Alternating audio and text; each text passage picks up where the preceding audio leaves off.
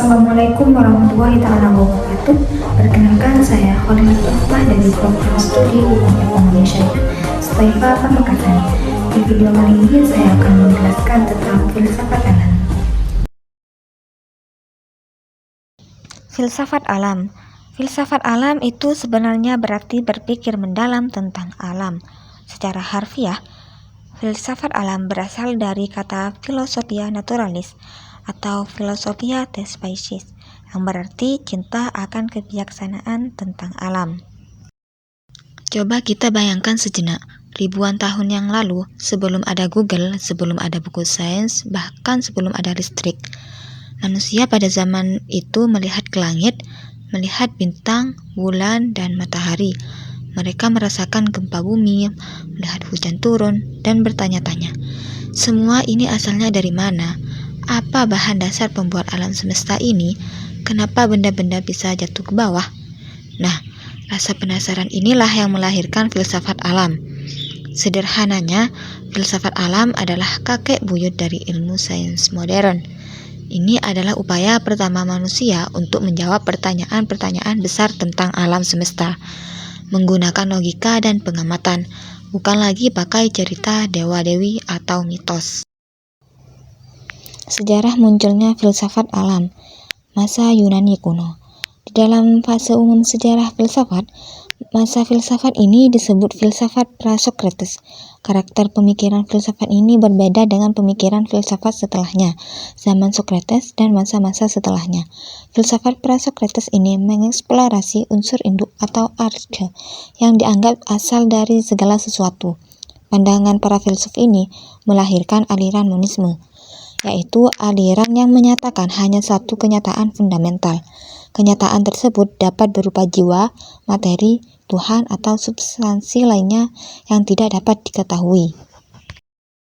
Tokoh pada masa Yunani kuno yaitu Thales. Thales berpendapat bahwa air adalah asal mula segala sesuatu. Menurutnya, semua makhluk hidup membutuhkan air. Air dapat berubah wujud cair, padat, dan gas. Karena itu, air dianggap sebagai unsur paling mendasar. Tokoh yang kedua yaitu Anaximander. Anaximander tidak setuju bahwa arche adalah unsur tertentu. Ia mengemukakan konsep apeiron, yaitu sesuatu yang tidak terbatas, tidak dapat dilihat, dan menjadi sumber dari segala sesuatu di alam. Tokoh yang ketiga yaitu Anaximenes. Ia menyatakan bahwa udara adalah arche. Udara adalah sumber kehidupan, perubahan melalui pemadatan dan penipisan. Yang terakhir yaitu Pythagoras. Ia menyatakan bahwa notasi matematika merupakan realitas asali yang membentuk dinamika alam semesta. Masa klasik. Puncak filsafat Yunani sebenarnya terjadi pada periode zaman klasik. Pada zaman ini muncul filosof-filosof besar seperti Socrates, Plato, dan Aristoteles. Yang pertama yaitu Socrates, yang menyatakan bahwa akal budi harus menjadi norma terpenting untuk tindakan kita.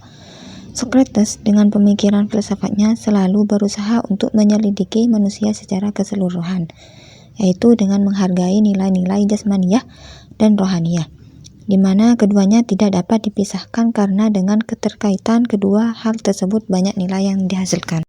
Setelah Socrates, muncullah muridnya yaitu Plato. Seluruh filsafat Plato bertumpu pada ajaran tentang dunia ide. Plato mengajarkan bahwa dunia yang kelihatan hanyalah bayangan dari dunia yang sungguh-sungguh, yaitu dunia ide-ide yang abadi. Jiwa manusia berasal dari dunia ide-ide. Oleh karena itu, pemahaman sejati tentang alam tidak dicapai melalui indera, melainkan melalui akal budi yang murni. Puncaknya adalah Aristoteles. Dia ini seperti detektif yang paling rapi dan sistematis. Dia tidak hanya mencari bahan dasar, tapi juga mencoba menjelaskan kenapa sesuatu terjadi. Misalnya, kenapa sebuah patung bisa ada. Menurut Aristoteles, ada 4 sebab. Yang pertama, bahannya, yaitu kayu atau batu. Yang kedua, bentuknya, desain patung di kepala pembuatannya. Yang ketiga, pembuatannya, si pemahat patung. Dan yang terakhir, tujuannya, untuk hiasan atau disembah. Pemikiran Aristoteles ini sangat berpengaruh dan bertahan selama hampir 2000 tahun. Filsafat alam di abad pertengahan ada 3 tokoh. Yang pertama, Ibnu Sina. Ibnu Sina menyatakan alam adalah sesuatu yang teratur dan rasional. Karena alam bekerja berdasarkan hukum sebab akibat.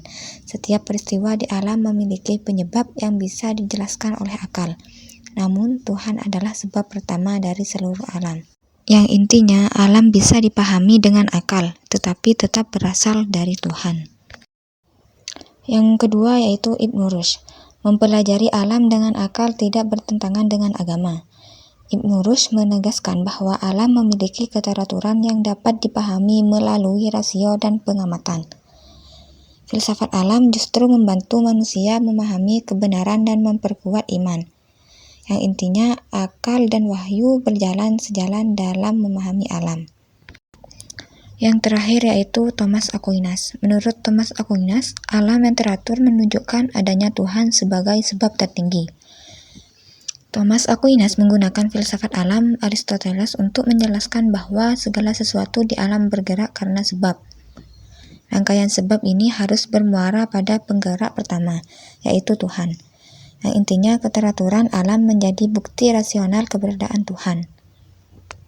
Ketiga tokoh abad pertengahan sepakat bahwa alam dapat dipahami secara rasional dan tidak bertentangan dengan keimanan. Masa Renaissance dan revolusi ilmiah. Pada masa ini, cara manusia memahami alam mengalami perubahan besar. Jika sebelumnya alam dijelaskan lewat filsafat dan otoritas tradisi, kini alam dipahami melalui pengamatan, eksperimen, dan matematika. Inti perubahan zaman, pergeseran cara berpikir. Dulu, geosentris bumi dianggap sebagai pusat alam semesta.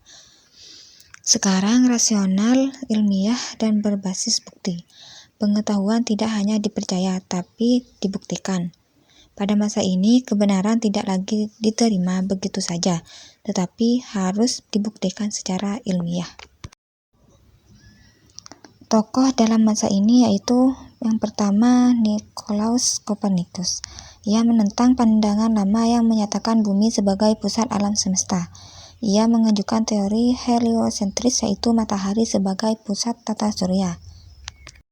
Yang kedua yaitu Galileo Galilei. Ia memperkuat teori Copernicus dengan bukti pengamatan menggunakan teleskop. Ia menunjukkan bahwa teori heliosentris dapat dibuktikan secara ilmiah. Yang terakhir yaitu Isaac Newton. Ia menyempurnakan revolusi ilmiah dengan merumuskan hukum gerak dan gravitasi. Ia menjelaskan gerak benda di bumi dan di langit dengan satu hukum matematika. Pada masa Renaissance dan revolusi ilmiah adalah masa perubahan cara berpikir manusia tentang alam. Copernicus mengubah pandangan alam semesta. Galileo membuktikannya dengan observasi dan Newton menyatukan semuanya melalui hukum matematika. Inilah awal sains modern. Filosof dari filsafat alam. Yang pertama yaitu Thales. Thales berpikir secara sederhana. Ia melihat bahwa semua makhluk hidup membutuhkan air. Air juga bisa berubah menjadi es dan uap. Dari pengamatan itu, ia menyimpulkan bahwa air adalah asal mula segala sesuatu. Yang kedua yaitu Anaximander. Anaximander tidak setuju kalau alam berasal dari satu unsur saja. Ia bertanya kalau semuanya dari air, lalu api dari mana? Karena itu, ia berpendapat bahwa asal alam adalah sesuatu yang tidak terbatas, yang ia sebut epeiron. Yang ketiga yaitu Pythagoras. Pythagoras melihat keteraturan alam seperti musik dan bintang. Ia menemukan bahwa keteraturan itu bisa dijelaskan dengan angka. Karena itu, ia menyimpulkan bahwa bilangan adalah dasar dari segala sesuatu. Yang keempat yaitu Anaximenes. Anaximenes memilih udara karena tanpa udara manusia tidak bisa hidup. Ia menjelaskan bahwa udara yang menipis menjadi api, sedangkan udara yang memadat menjadi air dan tanah. Yang terakhir yaitu Demokritos. Demokritos berpikir bahwa jika benda dipecah terus-menerus, pasti ada bagian paling kecil yang tidak bisa dibagi-bagi. Bagian itulah yang disebut atom. Kesimpulannya yaitu filsafat alam adalah disiplin intelektual yang menjadi jembatan antara penjelasan mitologis dan ilmu pengetahuan modern. Bermula dari upaya para filsuf Yunani kuno untuk menemukan prinsip dasar alam semesta melalui akal. Pemikiran ini berkembang dan beradaptasi selama abad pertengahan, hingga akhirnya mengalami transformasi besar selama revolusi ilmiah. Tokoh-tokoh seperti Thales, Aristoteles, Ibnu Sina, hingga Newton adalah pilar-pilar dalam perjalanan panjang ini.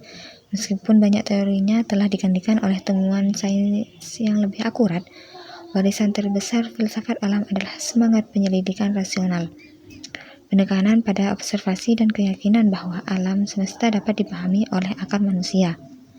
Sebuah warisan yang menjadi fondasi bagi seluruh ilmu pengetahuan modern. Sekian video dari saya. Wassalamualaikum warahmatullahi wabarakatuh.